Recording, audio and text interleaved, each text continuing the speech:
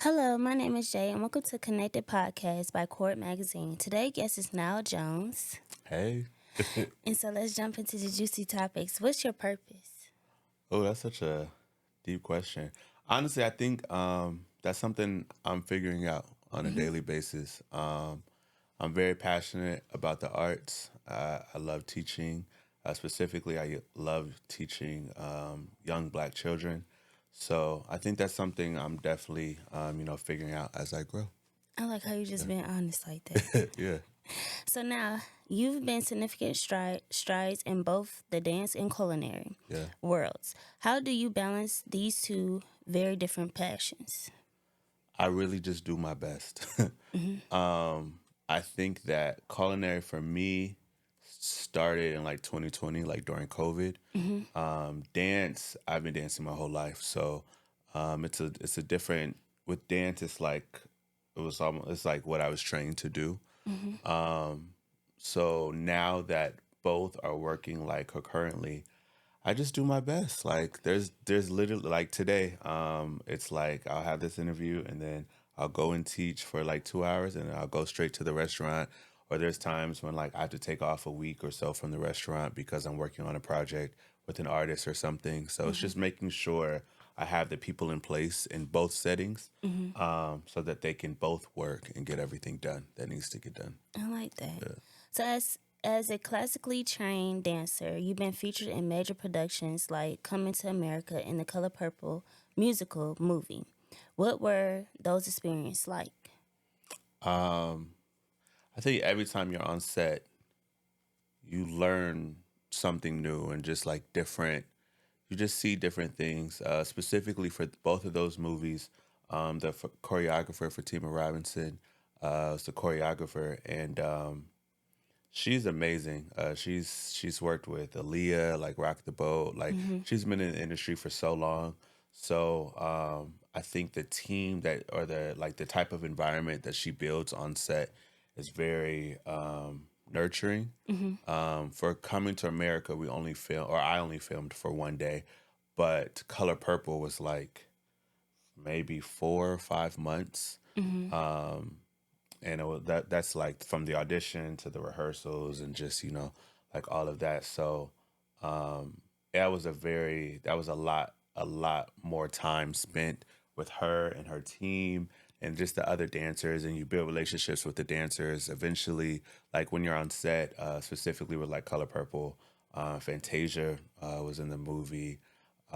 Just like you build, Oprah was there hmm often because she's one of the producers. So it's like maybe like at first I wouldn't say like starstruck, but like if Oprah walks in right now, then you're like, oh my goodness, that's Oprah. But hmm when you go to work and you see her on a daily basis, like it's kind of like gratification. Like you feel like you're in the right places. You're doing, like you get to see your career growing in front of you. So yeah, it's a blessing. Okay. Yeah. So you taught a dance at several prestigious institutions, including Ohio State University and Spelman College. hmm How has your role as an educator influenced your creative process? Um, It's been huge. What's interesting is that like I did not want to teach at all. Why? Yeah, I didn't think I was gonna be good at it. I didn't think I was gonna be good at it. I didn't think I was gonna be patient. hmm Um, I had like very very good teachers, and like because I came from like a more ballet, like modern jazz background. hmm Normally teachers are a lot like they start their teaching career a lot older. So when I hmm moved to Atlanta, I was 23 or 24. hmm There is a teacher. She's actually a professor now at Spelman College. hmm Her name is Cece Kelly. And so at the time, there was a studio called Guided Dance Atlanta, and I used to like take her class. Like she's like the best jazz teacher in Atlanta. But hmm I used to take her class. She started her own program, and it was young Black girls, and she was always asking me to come and teach, and I was like I'm too young. I just had all of these excuses, and something hmm happened where like she kind of just forced me to teach, and it just like sparked this like, oh, I really enjoy this. Like I have so much knowledge to give. hmm Specifically with ballet, like it's very unapproachable for like Black bodies hmm and young Black girls. So working with her and that program, it kind of like primed me or got me ready. So then I started working at different studios in Atlanta. And then that's when, I don't know what year that was, maybe 2016 or 17, but that's when I met Diana Williams, or Coach D, and I started working with Dancing Dolls. She opened a studio here in Atlanta.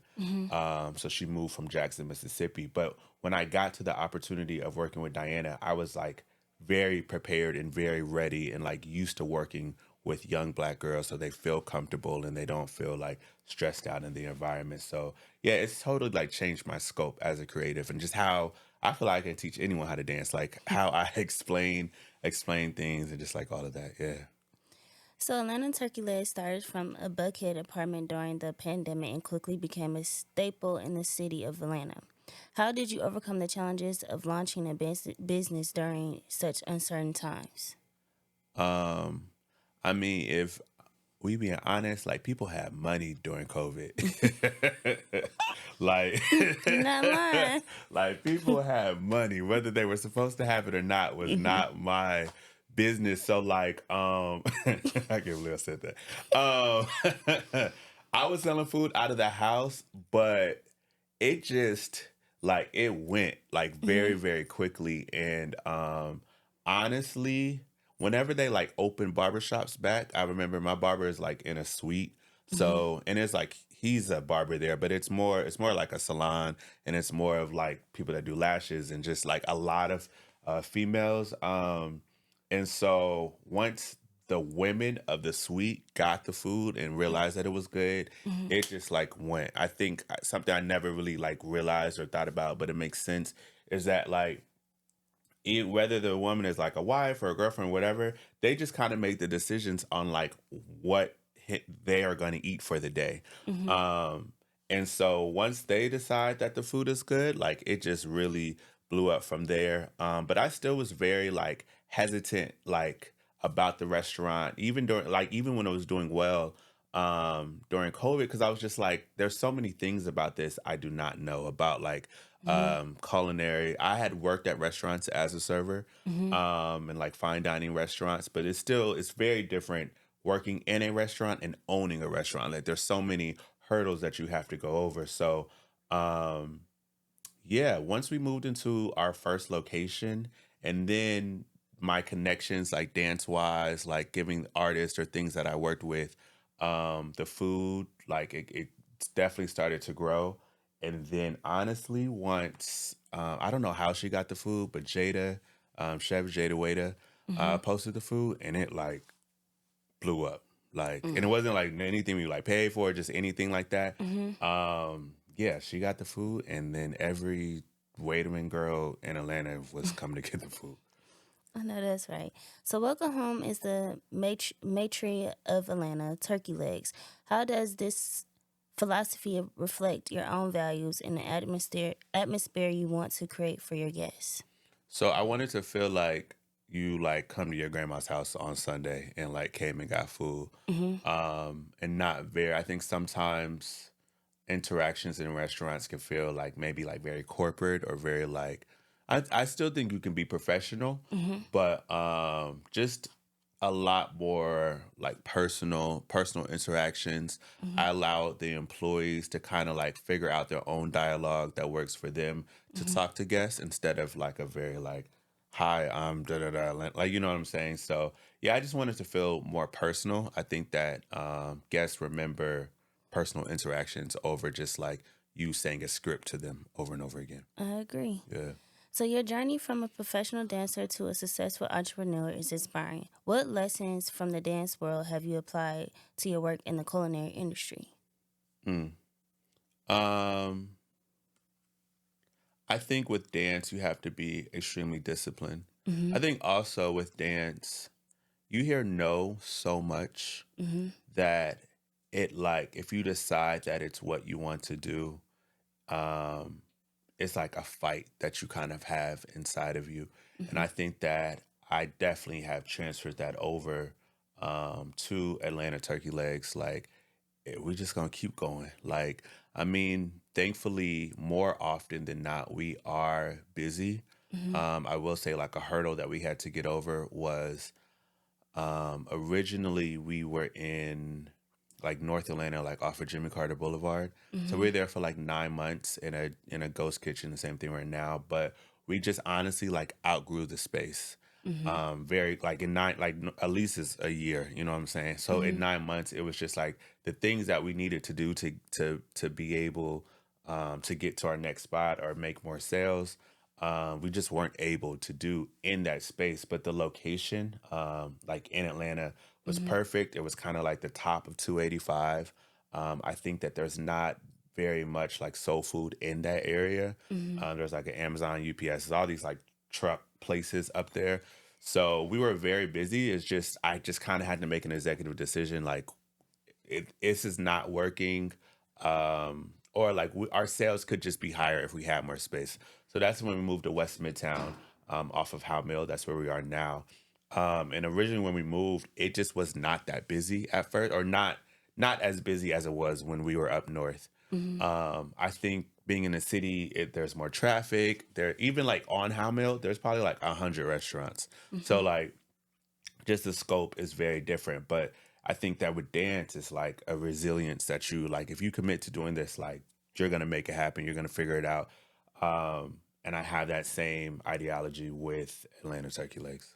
Okay. Yeah. So resilience and hard work are central themes in your career. Can you share a time when you have faced a significant setback, and how have you overcome to achieve your goals? Um, I would say dance wise. So most dancers are signed to an agency, Mhm. and then your agent kind of works with you or works for you, I guess, in a way to find you your next job. I think moving to Atlanta, so like being classically trained, Atlanta is very like hip hop based, hip hop oriented. And I think when I moved here, I was just very misunderstood. So Mhm. I've never been signed to an agency. Okay. But I just kind of made it my goal or intention to build connections with choreographers directly. Mhm. So if they're ever working on projects, I am considered. But it's I kind of like I look at things like as like a chessboard, and it's like, okay, how do I, make these connections work for myself, and then specifically like with like so then I got Dancing Dolls maybe like 2016 or 17. So I said earlier like that was an opportunity that I was ready for. At Mhm. the time, Dancing Dolls was filming a show called Bring It. It was on Lifetime. I And I remember. realized that like kind of the choreographers that they were bringing in. So these are like young black girls that are in Mhm. Jackson, Mississippi. They were bringing in like LA choreographers, but I mean, they were like white women or Mhm. just things that like the girls could not connect to. Mhm. Um, so I would tell Diana like they need to work with Jaquel Knight. He was Beyonce's choreographer, or Sean Bankhead. Everyone knows Mhm. Sean. So like I think I realized that when you start maybe I won't say providing opportunities, but when you start like analyzing your goals and Mhm. then seeing like, oh, okay, maybe because I could have just said, "Oh, I don't have an agent. I'm not gonna work," like whatever. But I was already working with Dancing Dolls. At the time, like the whole world, every black girl wanted to be a dancing doll. So Mhm. if I'm like, okay, I have this connection with this organization now. I know Sean. I know like I can talk to this producer to like do this. I can talk to Diana to make things happen. I think the respect that those choreographers or the people that I respect Mhm. have for me, so then it's mutual, the conversation is different. So it's not really like me as a dancer in Atlanta wanting to like, oh my God, I want to work with Sean or I want to work with this person.